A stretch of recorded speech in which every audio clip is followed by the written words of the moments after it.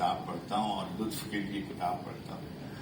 کسی زمانے میں ضرورتاً کتاب پڑھتا تھا،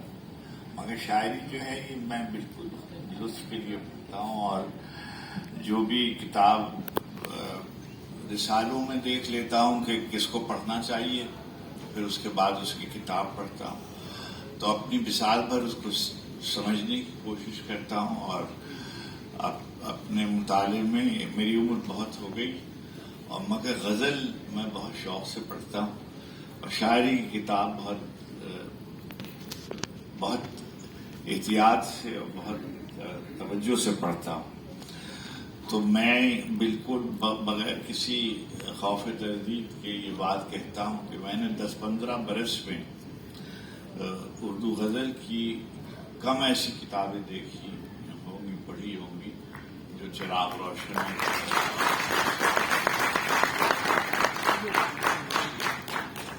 اچھا، اب عارف امام سے ہمارا ایک تعلق جو ہے یہ ہمارا، میں ان کے بڑوں کا دوست تھا اور میری ان سے پہلی ملاقات جو امیلیہ کے حوالے سے ہوئی تھی. اور یہ بات جب یہ تشریف لائے اسلام آباد رہنے لگے، اب یہ سب باتیں بالکل مختلف ہیں. بات تو کتاب پر ہونی چاہیے اور صاحب کتاب کو، یعنی میرے نظریے کے مطابق شاید میں تو بالکل ایک متضاد باتیں کرتا رہتا ہوں اور مجھے بعد میں خیال بھی آتا ہے کہ یہ بھی بات میں نے کہی ہوئی ہے اور یہ بھی بات میں کہہ رہا ہوں، مگر میں ایسے ہی ہوں تو میں وہ اسی طرح کی بات کروں. میں یہ بھی چاہتا ہوں کہ صاحب کتاب کے حوالے سے کتاب کو دیکھا جائے اور میں بھی یہ بھی چاہتا ہوں کہ کتاب کو بالکل صاحب کتاب سے الگ کر کے دیکھا جائے. کتاب پر جب گفتگو ہو، آپ نے روایت کا لفظ استعمال کیا، ٹریڈیشن کے معنی میں چلیے کلاسیکی ادب سے شاید آپ کی مراد ہوگی، تو بالکل یہ کلاسیکی غزل کے تسلسل میں پرسوں مشاہیر غزل پہ گفتگو ہو رہی تھی تو وہاں یہ لفظ بار بار استعمال ہوا. تو میں نے گزارش کی تھی کہ جو روایت ہے اس سے جڑا ہوا شاعر غزل کا ہے تو بس وہی رہے گا، اور اگر اس سے انحراف کرے گا تو اس کے بنیادی جو حیاتی ڈھانچہ ہے اس سے تو انحراف جس نے کیا اس کو ہمیں یاد بھی نہیں ہے، سوائے اساتذہ کے یاد ہوں گا کون کون لوگ تھے. کہ بھئی فرض کیجئے ہمارے یہاں مظہر امام صاحب تھے، انہوں نے ہندوستان میں کچھ کیا تھا،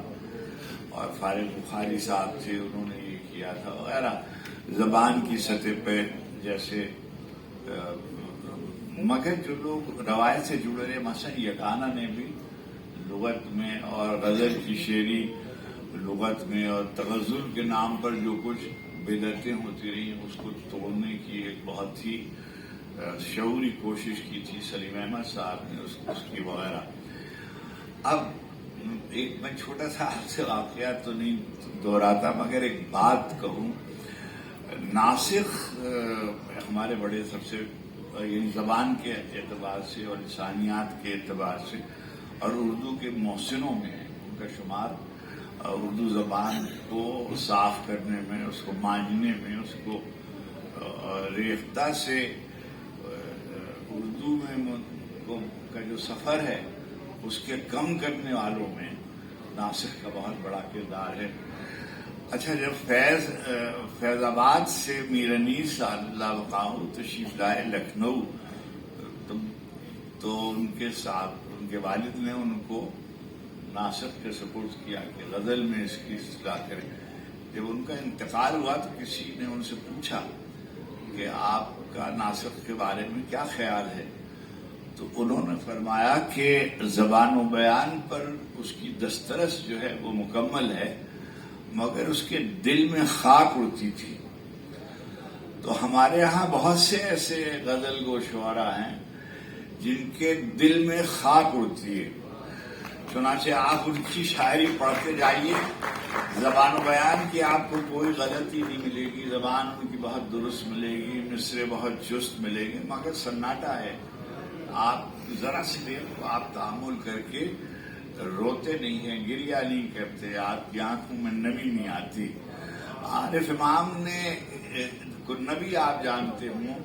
تب بھی آپ کو یہ لگے گا کہ یہ جو اس کتاب کا لکھنے والا ہے یہ راتوں کو جاگتا بہت ہے. میں کہتا تھا دوستوں سے کہ رات کو جاگیں گے ہم, لوگوں اپنے محبوب کو یاد کر کے روئیں گے ہم, تو بھائی شعر بھی ہم ہی کہیں گے نا. مطلب یہ تو نہیں ہو سکتا کہ شعر آپ مزے آپ کریں اور آپ شعر بھی آپ کریں, یہ نہیں ہو سکتا. اچھا, چنانچہ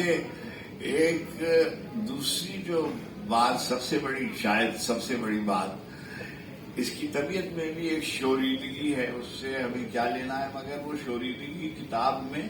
منتقل ہو گئی. مصرے پڑھتے ہوئے, شعر پڑھتے ہوئے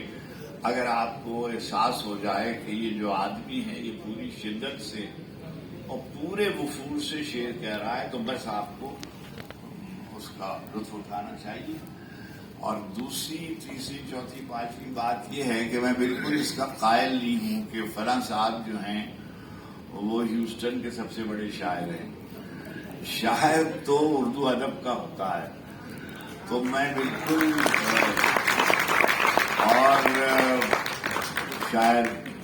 جو باہر رہنے والے شعراء ہیں ان کی, اور ابھی تذکرہ باسط کا ہو رہا تھا, جیسے ہمارے بہت سے دوست باہر رہ رہے ہیں, اچھا شعر کہہ رہے ہیں اور ان کو یاد بھی کیا جانا چاہیے, مگر بعض شعراء سے بالکل مختلف شعر کہہ رہے ہیں. اب جیسے مثلا عشرت وہاں رہتی ہیں اور مثلا شاہدہ وہاں رہتی ہیں, مثلا ساقی فاروقی وہاں رہتے تھے, مثلا عبداللہ حسین وہاں رہتے تھے, تو یہ جو سب ہیں, احمد مشتاق وہاں رہتے تھے اور ستیہ پال آنند وہاں رہتے تھے. تو یہ سب لوگ جو ہیں یہ باہر رہتے ہیں, مگر اس سے ان کی شاعری میں. اور ایک بات اختلافی بھی کرنی چاہیے, یعنی اختلافی بعض لوگوں کے نقطہ نظر سے آدمی کا پتہ چلنا چاہیے اس کے لکھے ہوئے لفظ سے کہ اس کی عقیدے کی شہریت کیا ہے, اس کے لفظ کی شہریت کیا ہے, وہ کس تہذیب سے تعلق رکھتا ہے, اور اس کا مسلک کیا ہے, اور اس کا دل کہاں ہے. اب یہ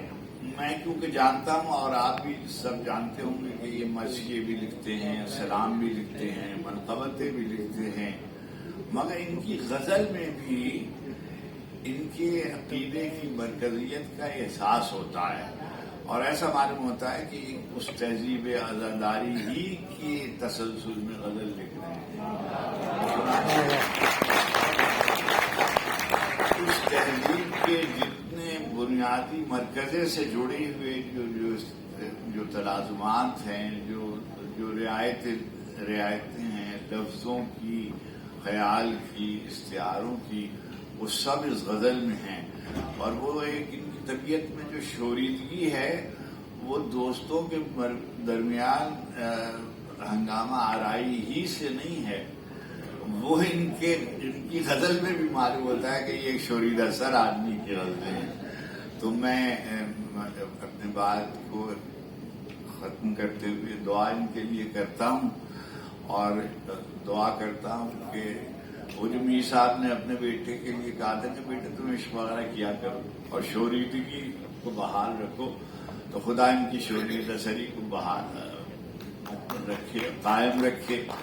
اور کبھی آپ سیدھے نہ ہوں بالکل, اور اسی طریقے سے انہوں نے بڑی آزادہ روی کی زندگی گزاری, اور بہت ہی ان کی طبیعت میں ایک ہیجان, ایک اضطراب میں نے دیکھا, کہیں ان کو قرار نہیں ہوتا. تو ان کی غزل پڑھتے ہوئے بھی معلوم ہوتا ہے کہ ایک قلندرانہ سرشت اس کی جو ہے, جو اس کا وفور ہے, جو اس کی شدت ہے, وہ اس کے شعر میں منتقل ہو رہی. مجھے بہت, جب سے یہ کتاب آئی ہے مجھے ایک آدمی بہت یاد آ رہا ہے, اور وہ جنت میں ہوگا ظاہر ہے, شاہد جعفر, اور وہ بہت خوش ہو رہا ہوگا اور یہ سوچ رہا ہوگا کہ عارف بھائی نے عارف امام کے ساتھ اچھا نہیں کیا. وغیرہ وغیرہ. تو بہت اچھی کتاب, آپ پڑھیے گا اس کو, اور میں ان کے لیے دعا گو ہوں. اور میں ان سے کہوں گا کہ